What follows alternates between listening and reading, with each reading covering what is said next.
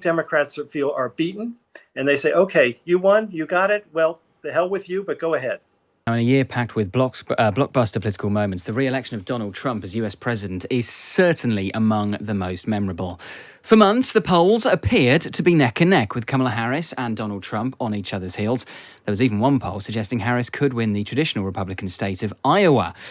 But the predictions were wrong, and on the night, Trump thrashed Harris, shocking many watchers of American politics around the world. Bruce Walpole worked for the Democrats during Obama's first term and is now a senior fellow at the United States Studies Centre at the University of Sydney. Good morning, Bruce. Great to be with you, James. Thanks so much, and happy Christmas, Happy New Year. And to you. Have you come to a kind of conclusion yet as to what went wrong for the Democrats? They didn't get the votes that Joe Biden won in 2020. Kamala Harris had 6 million fewer votes than Biden had when he defeated Trump. Trump increased his vote by about 1.5 million votes. And so the coalition was there, but did not come out in sufficient numbers to overtake Trump and finally beat him. And that's haunting Biden and Harris, of course, as to where Biden stands at the end of this presidency. He's very subdued.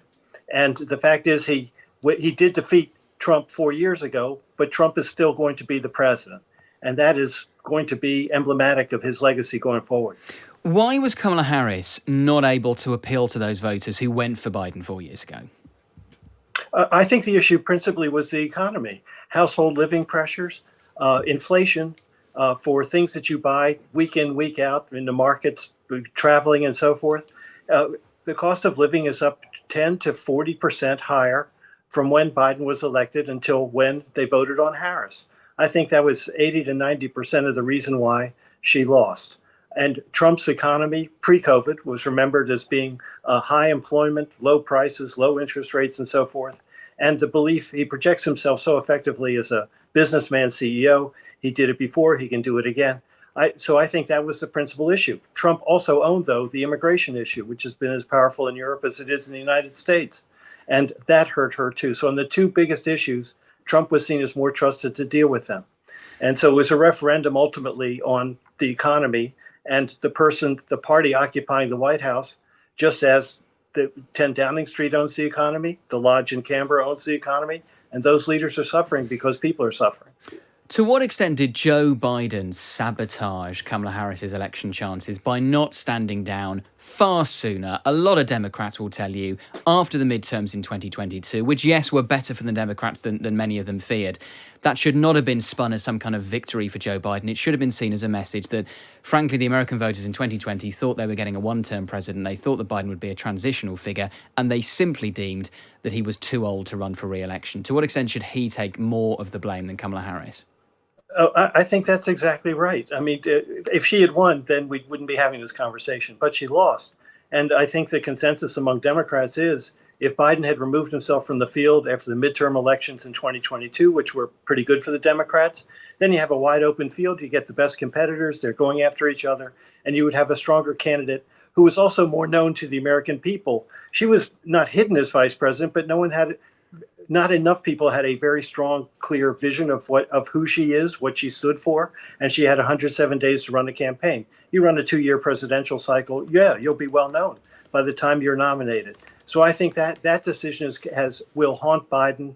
He was not Ruth Bader Ginsburg, who died in office, but he did not leave office early enough in order to secure the presidency and put Trump away finally, and preventing him from being a second-term president. Yeah, I think the comedian Bill Maher has dubbed him Ruth Bader Biden, someone who just hung on for too long and sabotaged his own party. Just finally, do you think many Democrats have really come to terms with the defeat? I mean, I was speaking only a couple of days ago to the Democrat strategist Bob Weiner, and he frankly sounded a bit in denial to me, Bruce, because he came out and he said, well, actually, the defeat wasn't that bad. We only lost narrowly. Had turnout been a bit higher, we could have beaten Trump. And then on the flip side, he started to sort of blame the voters and say it was all due to the fact that America is racist and sexist and therefore doesn't want to vote for a woman of colour. And look, there may be some truth in that. But I always think if you are blaming the voters, you are in a bit of denial. I think you're right. The mob always kind of gets it right. If Harris had, if Biden had again left the field earlier just would have been better. I half expected a replay of 2016 when Trump won, and there was instant demonstrations in the streets, people very uneasy, people agitated, Democrats propped up.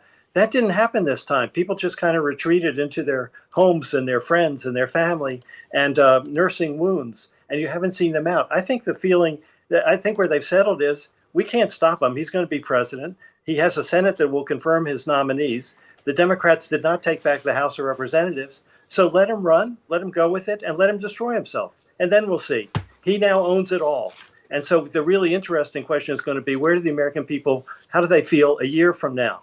What's going to happen to inflation? What's going to happen to security in the world? How does he end the war in Ukraine? What's he going to do about Israel and Gaza? What's he going to do in Panama? Is he going to own Greenland? I mean, so that will then play out for the next cycle, midterms in 2026. But I think Democrats are beaten, and they say, okay, you won, you got it. Well, the hell with you, but go ahead. Bruce, we always appreciate your analysis. Thank you so much. Thanks, James. It's Bruce Walpole there, who worked for the Democrats during President Obama's first term. It's time to put the divisions of the past 4 years behind us. It's time to unite. And we're going to try, we have to try, and it's going to happen. Success will bring us together. I've seen that. I saw that in the first term when we became more and more successful. People started coming together. Success is going to bring us together, and we are going to start by all putting America first. We have to put our country first for at least a period of time. We have to fix it. Because together we can truly make America great again for all Americans. So I want to just tell you what a great honor this is. I want to thank you. I will not let you down. America's future will be bigger, better, bolder, richer, safer, and stronger than it has ever been before. God bless you, and God bless America. Thank you very much. Thank you. Thank you.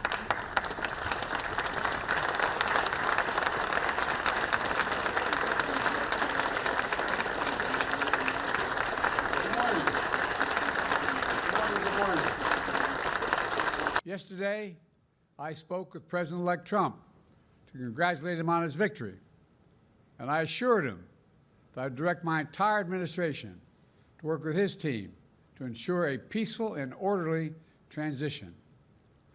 That's what the American people deserve. Yesterday, I also spoke with Vice President Harris. She's been a partner and a public servant. She ran an inspiring campaign, and everyone got to see something that I learned early on to respect so much. I know for some people, it's a time for victory, to state the obvious. For others, it's a time of loss.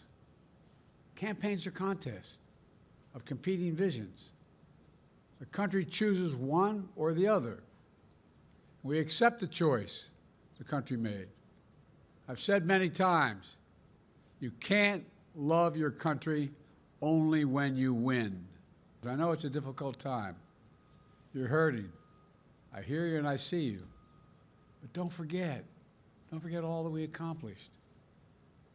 It's been a historic presidency. Not because I'm president, because what we've done, what you've done. A presidency for all America. I know people are still hurting, but things are changing rapidly. Together, we've changed America for the better. Now we have 74 days to finish the term. Our term. Let's make every day count. That's the responsibility we have to the American people. Look, folks, you all know it in your lives. Setbacks are unavoidable, but giving up is unforgivable.